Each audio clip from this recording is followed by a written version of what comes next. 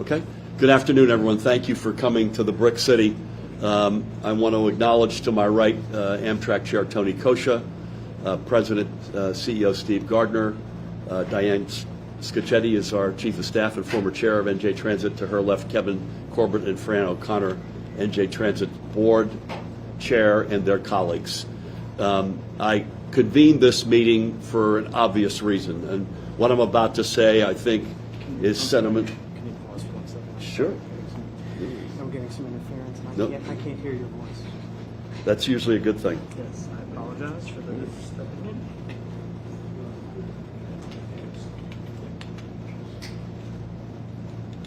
I apologize. No worries. You good? I'm good.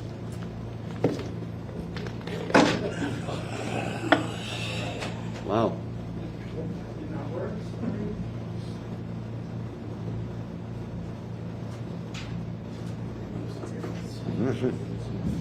We should consider putting a cut on this table. I have just the tool for this.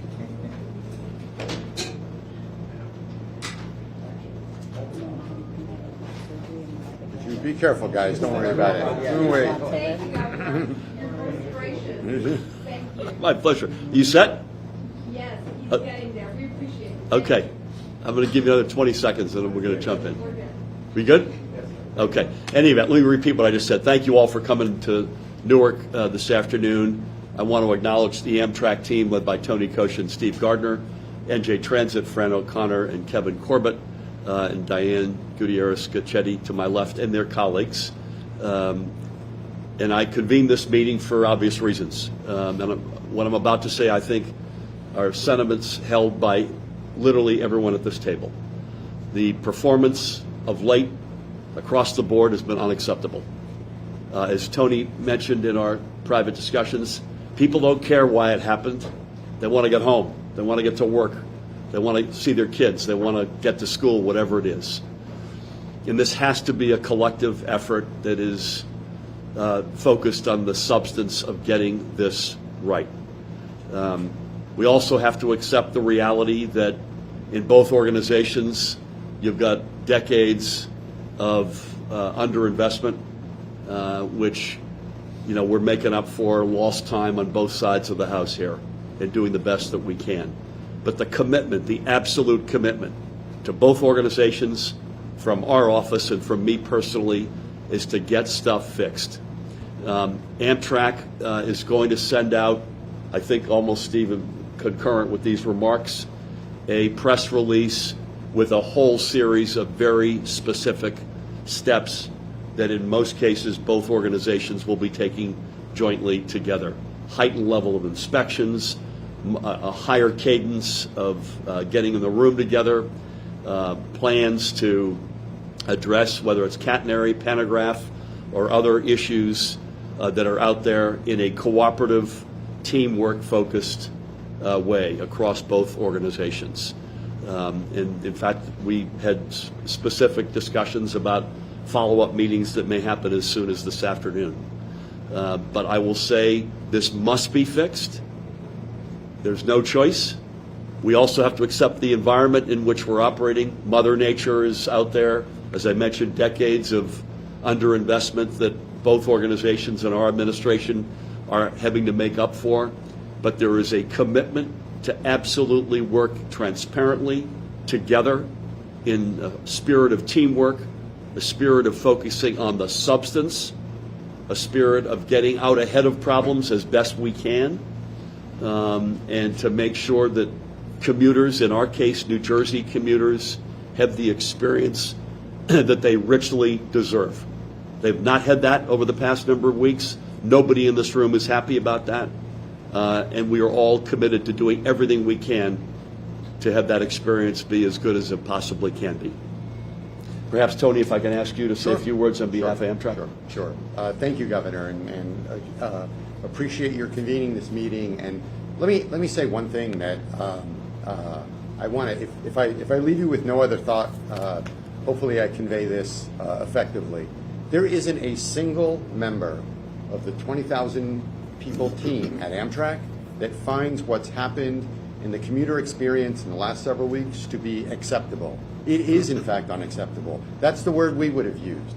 We hold ourselves to a standard because we understand that we've inherited stewardship over a legacy railroad that, yes, has been the victim of underinvestment for decades, and we have to make up for it. It's a very complicated system, but we believe it is our job to deliver the best possible service, to get people from point A to point B, to do it safely and to do it efficiently. No other performance is acceptable. And clearly, in the last several weeks, we discovered an issue in the interface between Amtrak trains and between Amtrak's infrastructure and New Jersey Transit trains that have caused these issues to reoccur.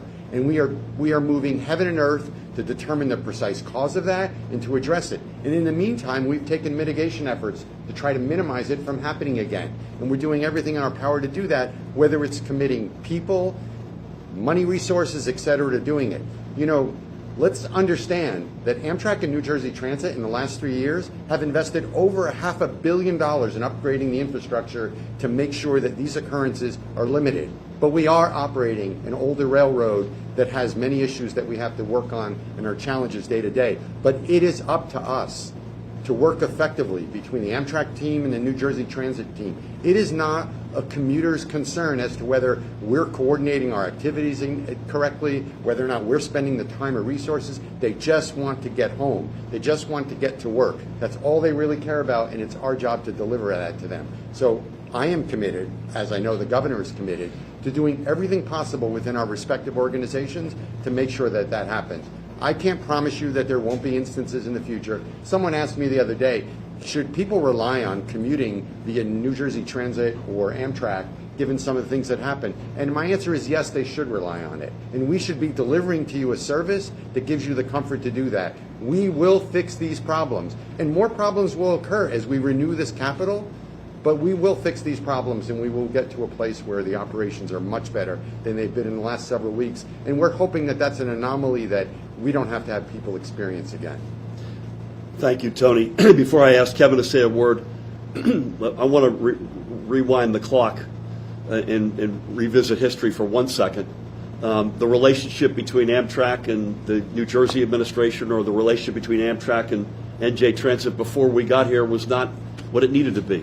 And one of the first things we did collectively, and I give Tony and Steve and their colleagues a ton of credit. Gary's been here for now 7 years. Kevin and Diane on their side and colleagues, they fixed that immediately. So we start in a good place.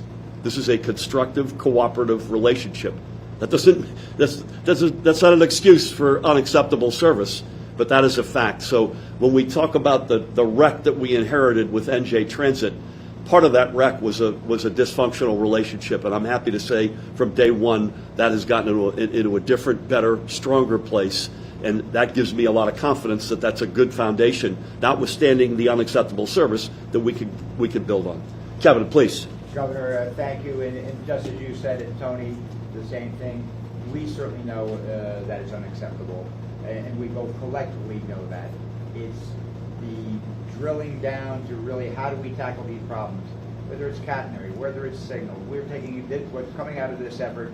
We have fundamentally good relationships. You look at tremendous progress we're making on the capital side, the Gateway program, Portal Bridge, anybody sees it now, the tunnel project going in. So there's a lot of great things going on, which are the long-term ultimate solution, and long-term now being 2 years from Gateway for the bridge, Portal Bridge, et cetera. But in the interim, this focuses that we really need to make sure we can, as you said, Governor, walk and chew gum at the same time. Yep. We have to make sure that we maintain collectively our side, Amtrak side doesn't matter. As Tony, as you said, you know, a passenger, when they're paying fare to go A to B, they just want to get home. They want to get to work. They want to get home. They don't care whose fault it is. So what we're doing now is drilling that same cooperation we have at various levels really down into the field. There are a batch of steps that you mentioned and that are in the press release.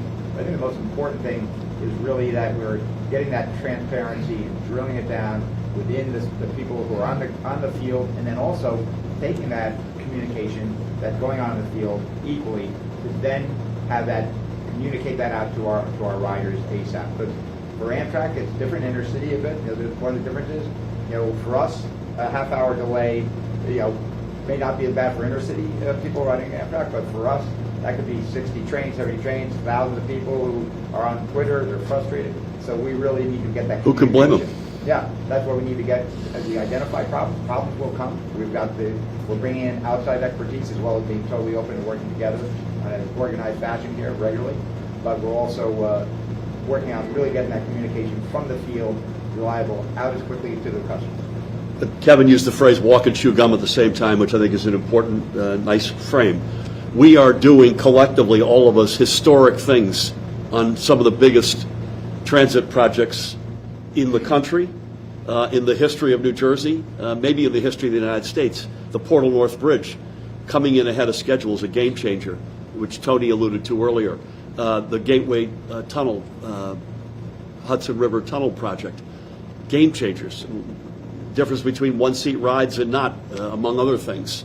Service improved, etc. I say that because we have to both have that level of teamwork on the big stuff and on the minute-to-minute stuff, and I'm happy to say everybody in this room and their teams are committed to just that. The other reason to bring the big projects up, as they said when they were doing the big dig in Boston that was over budget and behind years, if Rome had been built in a day, we would have hired their contractor.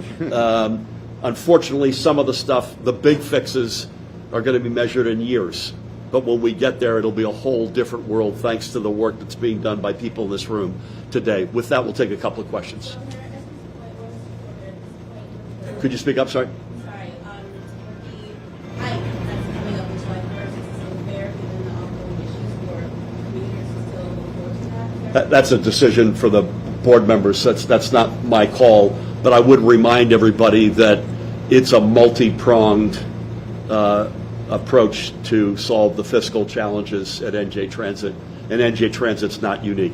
Every big transit system in the country right now, particularly post-pandemic, is suffering a similar, broadly similar fiscal challenge. And there's a number of different answers to this, including a lot of the Lord helps those that help themselves. NJ Transit's hired the firm out there that helps you look in the mirror and restructure yourself.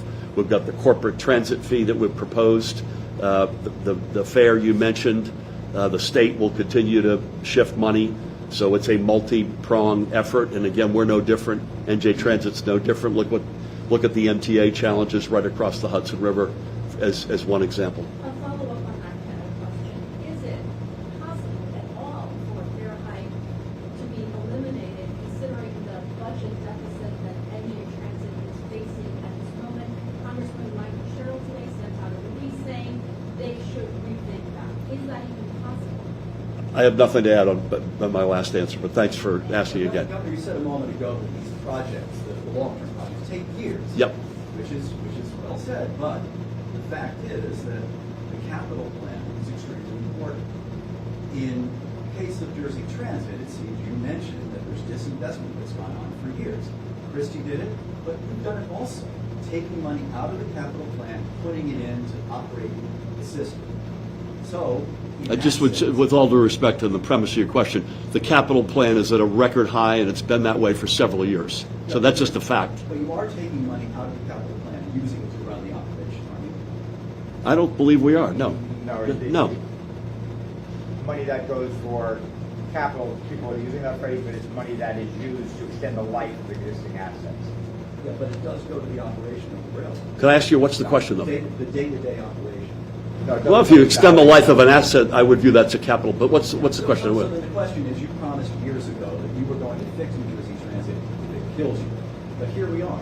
I'm still alive.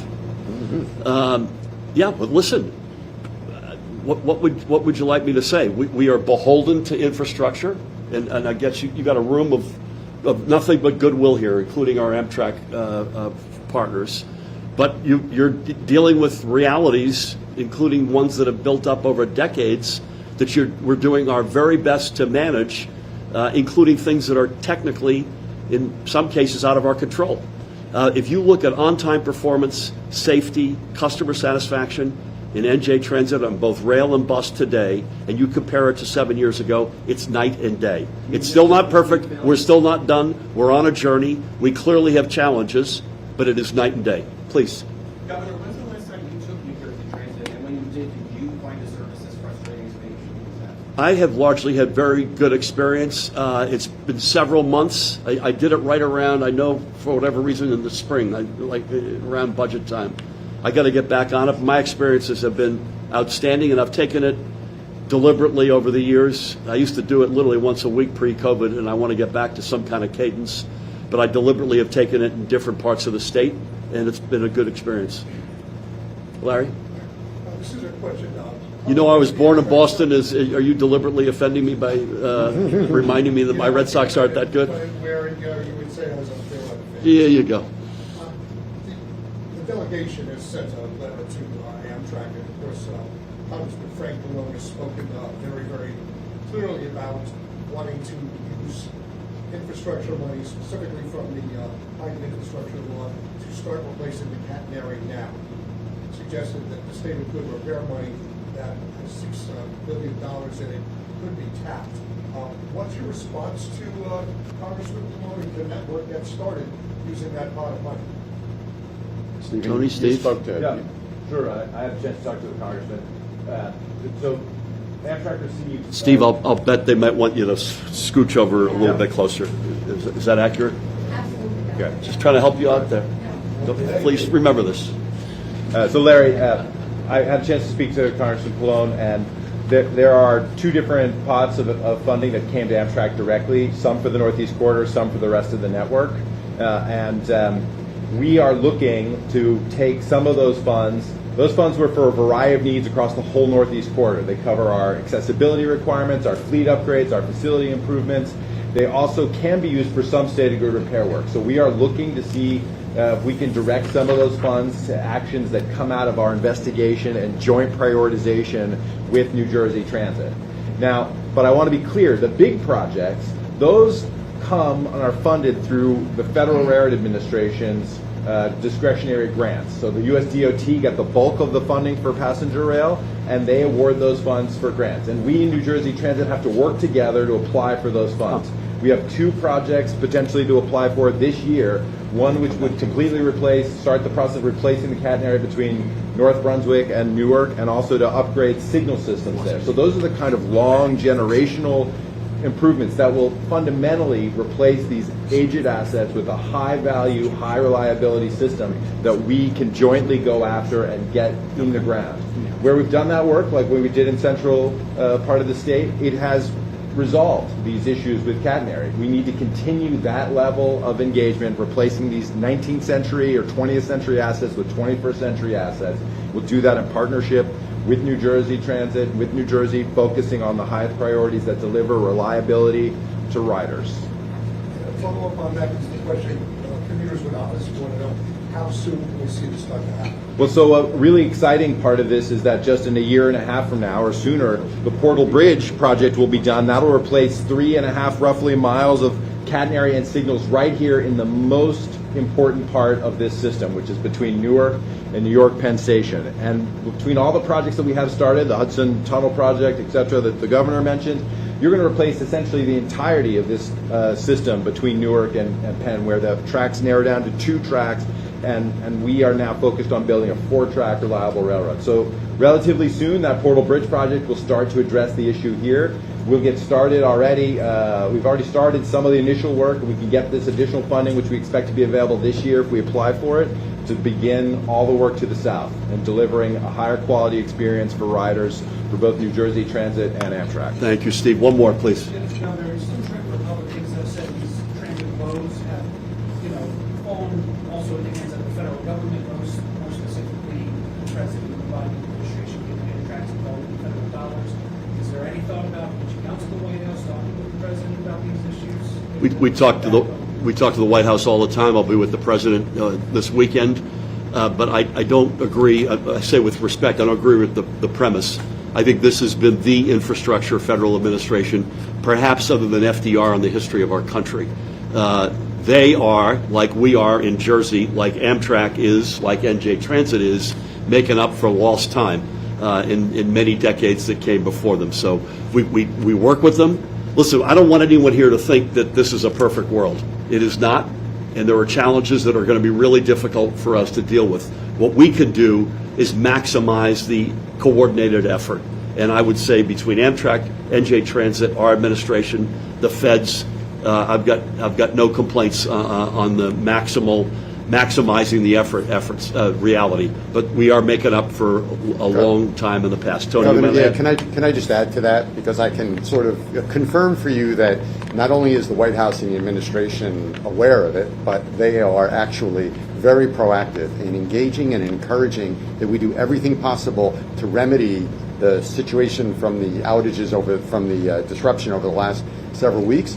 They recognize the problem because they are incredibly astute students of the problem, and they have been very demanding about wanting our company to be as supportive as possible to New Jersey Transit, to the governor, in reacting to this, even if it means committing additional resources, both in terms of people and capital, et cetera, to make it happen. So by no means should you think no one down there has noticed what's happened. They've not only noticed, but they have been very much in touch on almost a daily basis with both our CEO and myself about making sure that something's done about this. And let me just go back to one comment that the governor made, because two things I think have to come out of this. One is that the service over the last several weeks is unacceptable. So there's nothing I'm going to say or anyone else is going to say that, well, you don't really, it's not so bad, or don't think about it. It is bad, it shouldn't be bad, and we need to make it better. Having said that, I will also tell you that the people up here are running a relay, because we are stewards of assets right now, where we're holding the baton and we're running that relay, and we're trying to basically do our job and do it as well as we can.